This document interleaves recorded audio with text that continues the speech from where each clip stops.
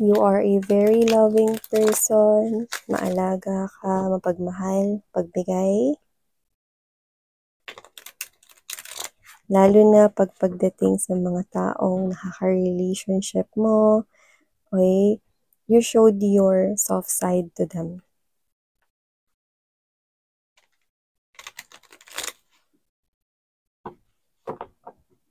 And that's what makes them feel so comfortable with you.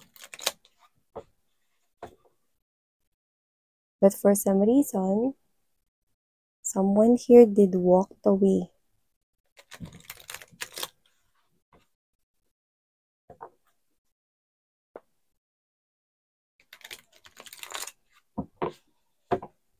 Let's see what's happening here.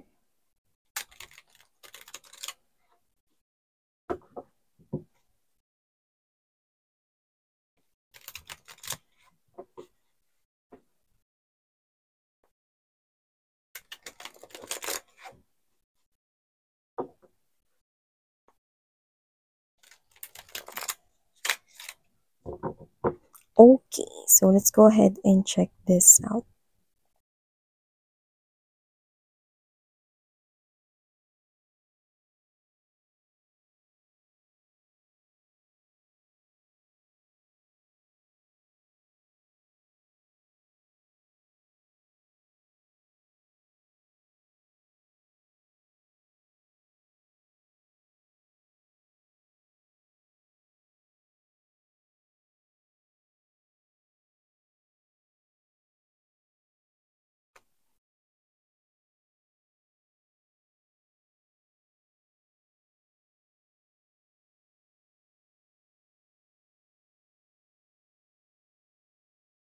I know, you are the Queen of Wands right here. That's why you know what to do.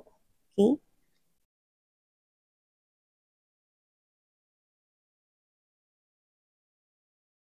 Okay. Wow. I love your energy. So strong.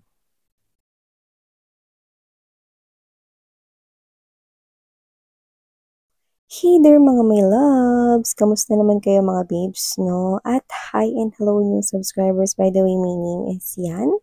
Welcome, welcome. Sa returning subscribers, thank you so much for the warm love and support you're giving me. So, we do not have any gender here, and of course, this is timeless as well. Just take only what resonates here with you guys. Yan na. So, mga babes, meron pa tayong other channels, no? So, kung gusto ninyo na tumambay din there ang mga links ay nasa description box. So, yun nga mga babes, no? Huwag tayo rito patumpik-tumpik pa. Boom, karaka-raka. So, nakikita ko rito, hindi kayo nagpapatumpik-tumpik pa dahil kayo ang Queen of Wands energy, no? Na nagtataglay rito ng napaka-strong na personality with this Queen of Swords energy and there's this Three of Coins energy. So, what does it mean, Miss Yano? Nakikita ko rito. From the looks of this, without hesitation, nakikita ko rito na maaring meron ka rito na pinagbigyan. Pero linawin ko lang pinagbigyan mo tong individual na to, hindi dahil para pagbigyan yung pabor niya, kundi nakita ko na mas higit mo tong ginagawa para sa sarili mo. So, you could have taken someone back here into your life. Yung iba, yes, love life ito strongly. Pero sa iba, pwedeng ito yung person na nakagawa sa inyo ng hindi maganda. For some reason, para dun sa mga hindi ito love life, no? Pwedeng ito yung family member or could be your parents right here, no? Na pwedeng nagkaroon ng iba, no? Or nagkaroon ng ibang lalaki or ibang babae, no, yung parents ninyo. So, just take how this resonates here with you guys, but I'm picking up that. And you are someone here, no, na binigyan ng chance ulit, no, could be your mom or your dad right here, no, na nagkasala at nagkaroon ng third party, no, sa yung parent. So, whatever the case may be, nakikita ko rito na yun yung case, no, specifically for others. But for others, this is love life right here. Pero kung sino man to, love life man to or hindi, this person here, I think, nakita ko rito, no, na binigyan mo siya ng chance na makabalik sa buhay mo. Yan. Pero I'm gonna repeat, you're not doing this dahil gusto mo ritong ibigay yung pabor na yan sa kanya. Kundi mas ginagawa mo to dahil para rin sa sarili mo. So you're appearing here as the Queen of Wands energy. Alam mo, this is may mataray vibe right here. The Queen of Wands energy is someone who's very strategic, no? Hindi mo alam kung ano yung susunod na magiging hakbang niyan. Dahil isa yung matinik na individual. And I love it because this is you, no? Na ikaw yan. Na wala tayong gender dito, ha? Kahit na boys kayong nanonood, no? Energy kasi ito, no? Kahit queen yan, okay? Pwede nyo rin yung maging energy. Okay? Genderless po ang tarot. Okay? So, nakikita ko rito that with the Queen of Wands energy, this is you, ginagawa mo ito higit sa sarili mo. Okay? And I think you're doing this, no? Na para makita mo rin, no? Yung improvement sa sarili mo, no? You're strong enough to accept the reality that someone here is not like you, okay? They're not awakened like you, okay? They keep on running in circles right here, no? Dun sa kanilang mga mistakes right here, no? And this is you with the Queen of Swords energy. Three of Pentacles right here. Sino man yan, no? Parents na nagloko or love life or past lover ninyong nagloko. You've taken this person back right here. But, isang chance na lang. Kapag kasinayang mo to, wala akong pakialam, tatanggalin na kita sa buhay ko ng permanente. So, yun yung nakikita ko rito sa energy mo. This chance is very precious. Parang sinasabi mo yun sa kanya. At isang maling gawain lang, isang mali lang talaga na matunugan kita, tapos ka. Ibig mo sabihin doon, ikakat mo na siya ng tuluyan rito sa buhay mo like there's no way na makababalik pa siyang muli sa mundo mo. Okay? So, nakikita ko dito without hesitation, nakikita ko na gagawin at gagawin mo talaga yun. Once na magkamali at sinayang nitong tao na to ang chance na ibibigay mo. You're gonna treat this person here with respect because every human being deserves to be respect, diba? To have that respect, no, na ipakita, no? And you're gonna show it to these people here. Okay? And, this is you, no? Alam ko hindi ito madali sa'yo, no? Pero, once na mangyari ito, buong tapang mo itong hinaharap. Bakit? Kasi dito makikita mo, no, at masusukat mo rito, no, kung gaano nakalayo yung naging inner knowing at deep understanding mo about life, no, at yung pag-accept mo sa mga reality na nangyayari sa paligid mo, especially yung mga past traumatic experiences, no. Marami ka natututunan dito. In this one, dito nakikita ko that this is also challenging to you, but you're gonna accept this person here back into your life, not because you're clinging or you're so attached to that person, but because you know that you will benefit from this one. Because you're trying to deal with the person who caused you so much heartbreak, no? Itong tao na to with this Five of Pentacles energy right here and there's the Seven of Swords. Itong tao na to sa lahat ng taong nakagawa ng mali sa'yo, ito yung taong pinakamalaki yung kasalanan sa'yo. Kaya siya yung pinabalik mo sa buhay mo rito dahil gusto mo ritong sukatin ang sarili mo. Hanggang saan na ba yung naging progreso or yung positibong improvement mo. This is you, you're dealing here with your most nightmare. You know what I mean? Ibig lang sabihin nun, hinaharap mo ngayon ng pinakamalaki mo ritong takot at fear. Okay? At hindi ka nakatakot dito. Nakikita kitang nag-improve ka talaga, no? At kung sakali man na gawin niya ulit itong kasalanan na to na hindi ka na natatakot dito, wala akong nakikitang kahit na anong takot dito at yun ang matutuklasan mo sa sarili mo, no?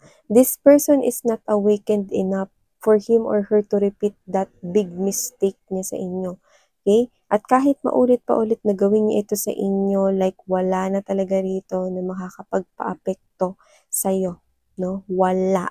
Kahit na ang pinakataong ito, no, na naging worst nightmare mo ay, okay, matapang mong pinatuloy sa buhay mo kasi gusto mo ritong labanan ang pinakamalaking fear mo at nakikita kitang nagtatagumpay.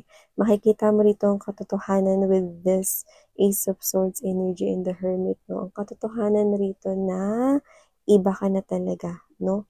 Talaga rito na iba na ang energy mo, no? At iba na ang pamantayan mo sa buhay.